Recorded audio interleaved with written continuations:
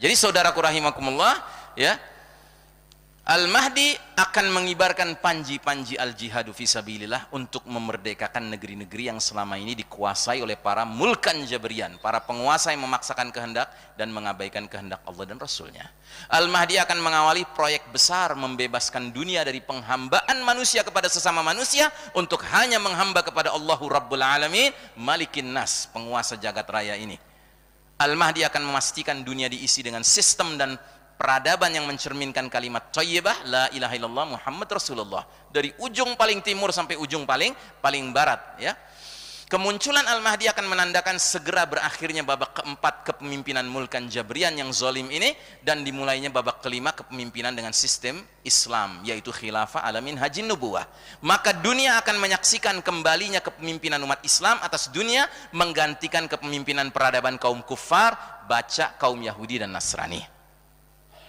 Para pemimpin dunia barat yang membangga-banggakan mega proyek tatanan dunia baru atau New World Order yang mereka sebut dalam bahasa Latin Novus Ordo Seclorum akan segera berakhir dan runtuh untuk digantikan dengan terbitnya peradaban kaum muslimin berdasarkan wahyu ilahi dan sunnah Nabi Muhammad SAW. Sistem Dajjal telah menemui kegagalan dan ajalnya, ya. Kita menggunakan istilahnya Ahmad Thompson, penulis muslim berkebangsaan Inggris, bahwa dia mengatakan New World Order dunia sekarang ini pada hakikatnya adalah sebuah sistem Dajjal, sebuah sistem yang para pemimpinnya pada hakikatnya adalah Ansarud Dajjal. Sistem ini seperti karpet merah digelar untuk kedatangan si Dajjal, tetapi Allah akan membatalkannya dengan munculnya khilafah dan dengan terjadinya Batshatul Kubro. Shutdown of modern technology pada akhir hakikatnya adalah sesuatu keuntungan buat umat Islam. Shutdown of modern technology akan membuat umat Islam bisa istirahat dari perlombaan mengejar ketertinggalan teknologi barat yang sampai lebaran monyet nggak bakal kekejar, menurut saya. Kenapa? Karena kalaupun ada muslim-muslim cerdas kayak Habibie, jumlahnya banyak, ingin mengejar ketertinggalan, barat nggak akan ngasih tahu semua teknologi itu, Pak. Nggak mau mereka. Gitu. Makanya Allah punya cara untuk membuat kita dengan barat, kafir, menjadi setara kembali. Kayak ngisi bensin, 00 ya, Pak. Nah, gitu. Kan? 00 kita nanti. Makanya nggak zamannya lagi seorang ayah yang mendidik anaknya belajar berenang, berkuda, menunggang kuda dan memanah ditertawakan. Nggak zamannya lagi, Pak. Karena apa? Memang akan ke sana kita. Ya. Jangan belaga modern dengan mengatakan Ustadz itu maksud hadisnya bukan memanah beneran, belajar nembak. Itu bukan berkuda beneran, belajar bawa tank, belajar bawa pesawat udara gitu. Nggak ada tuh hadis-hadis Al-Mahdi nanti perang pakai drone. Ya, pakai roket, nggak ada. Malah Isa alaihissalam bunuh Dajjal pakai apa? Pakai tombak. Itu, ya. Nah, jadi saudaraku rahimakumullah, peralihan babak keempat penuh kezaliman menuju babak kelima penuh keadilan diwarnai oleh terjadinya berbagai ghazawat, peperangan, ya. Karenanya Nabi Muhammad SAW memprediksikan sekurang-kurangnya akan terjadi 4 perang besar. Perang pertama adalah dalam rangka membebaskan Jazirah Arab, semenanjung Arab. Perang kedua membebaskan Persia. Perang ketiga melawan Rum. Dan perang keempat melawan Dajjal. Tetapi sebelum itu ada perang antara kaum muslimin dengan Nasrani, aliansi kerjasama membebaskan Israel, ya. Baru kemudian kaum muslimin berperang melawan Dajjal yang memimpin 70.000 tentara Yahudi. Nah, perang itu disebutkan dalam hadis ini. Kalian akan memerangi Jazirah Arab, lalu Allah taklukkan dia untuk kalian. Setelah itu Persia, lalu Allah taklukkan untuk kalian. Kemudian kalian perangi Rum, lalu Allah taklukkan untuk kalian. Selanjutnya kalian perangi Dajjal, maka Allah taklukkan untuk kalian. Nah, jadi saudaraku rahimakumullah, membebaskan Jazirah Arab itu berarti membebaskan wilayah seluas ini, yang di dalamnya ada kerajaan Arab Saudinya dan negeri-negeri satelitnya. Ada Yaman, ada Oman, ada United Arab Emirates, ada Kuwait, ada Qatar, dan ada ya ini semua nih. Ya. Aduh, ada listriknya ya. Baterainya mau habis. Ada colokan listrik. Colokan listriknya. Oh, listrik. Oke, ya. Nah, jadi ini dibebaskan Jazirah Arab, kemudian dibebaskan Persia, Iran, ya kan? Kemudian setelah itu menaklukkan Rum. Tapi sebelum melawan Rum, justru umat Islam kerjasama dulu sama Rum. Dalam hadisnya disebutkan ada aliansi muslimin dengan Rum memerangi musuh bersama.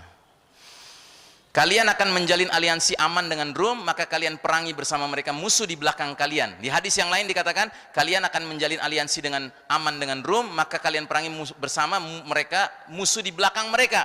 Jadi ada musuh di belakang kalian, ada musuh di belakang mereka. Makanya Al-Bubayat mengatakan, this is a common enemy. Ini musuh bersama.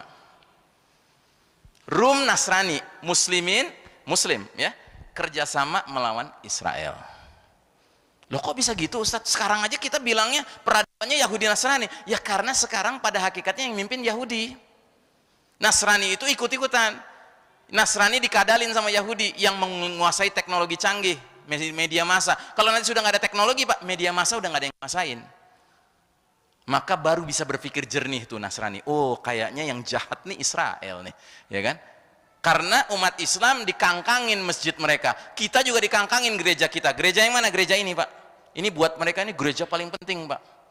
Di gereja inilah mereka yakini Yesus menurut mereka dulu beribadah. Namanya Al-Kanisatu Al-Qiyamah atau The Church of Resurrection. Jadi kita punya kepentingan yang sama dengan Nasrani. Kita demi membebaskan Masjidil Aqsa, mereka demi membebaskan gereja ini Pak. Itu. Nah tapi apa yang terjadi? Ya, dikatakan dalam hadis ini, maka kalian perangi bersama mereka musuh di belakang kalian. Kalian menang, kalian peroleh ghanimah harta rampasan perang dan kalian selamat. Kemudian saat kalian kembali tiba di perbukitan yang subur, seorang tentara Nasrani ngangkat salib, ngeklaim salib telah menang. Marahlah seorang prajurit Muslim, dipukullah tentara Nasrani itu. Karena hal itu khianatlah Rum, pecah kongsi, ya. Mereka konsolidasi untuk Al-Malhamah.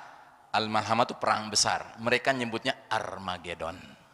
Gitu, ya. Di hadis yang satunya lagi dikatakan, kalian menjalin aliansi dengan Rum, maka kalian perangi bersama mereka musuh di belakang mereka. Kalian selamat, kalian peroleh ghanimah, harta rampasan perang. Kemudian saat kalian kembali dan tiba di perbukitan subur, seorang tentara Rum mengangkat salib. Salib telah menang.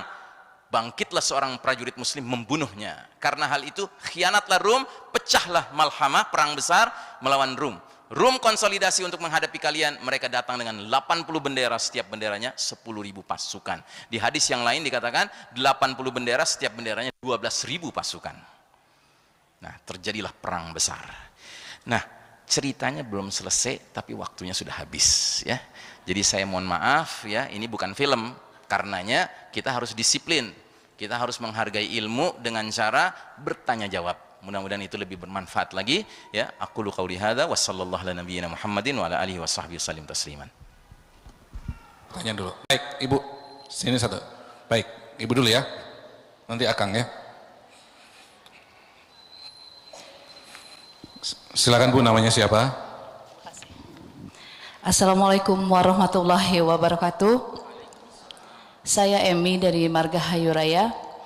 Mendengar paparan tadi dari Ustadz Ihsan Tanjung sangat menarik sekali, di mana kita sekarang sudah berada di fase keempat, ya, yang akan menuju ke fase 5 yaitu khilafah. Nah, pada saat ini, kondisi saat ini bahwa khilafah itu sekarang sedang sepertinya sudah mulai, bukan digembar-gemborkan ya, sepertinya sudah mulai banyak yang akrab dengan istilah itu. Apakah ini pun salah satu ciri untuk bangkitnya Islam? Itu aja, terima kasih. Silakan Ustaz. Oke.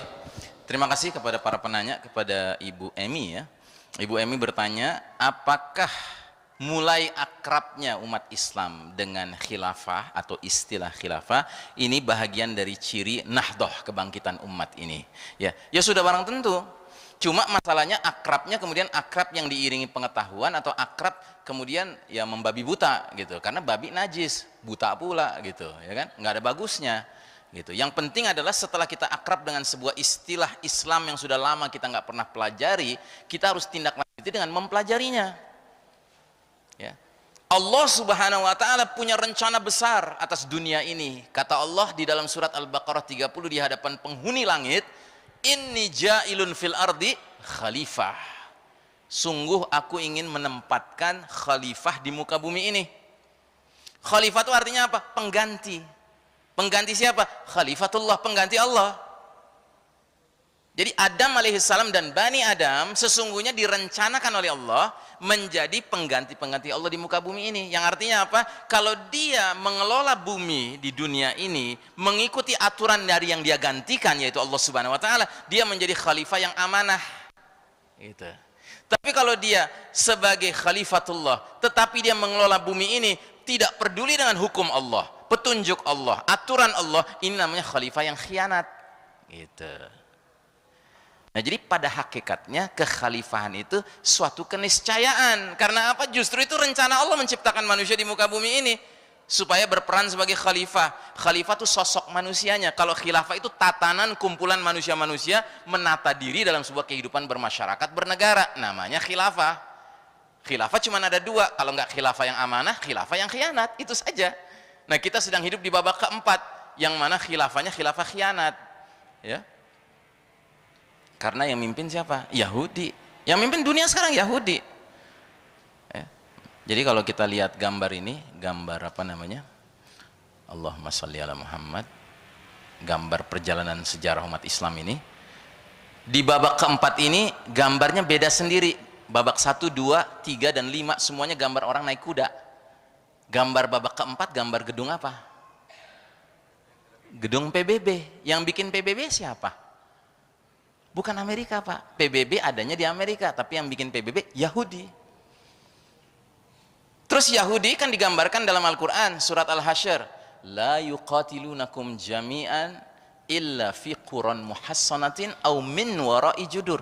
Yahudi itu nggak bakal memerangi kalian serentak, terang-terangan, kecuali di balik benteng yang kokoh atau di balik dinding. Artinya apa? Mereka pakai tangan lain.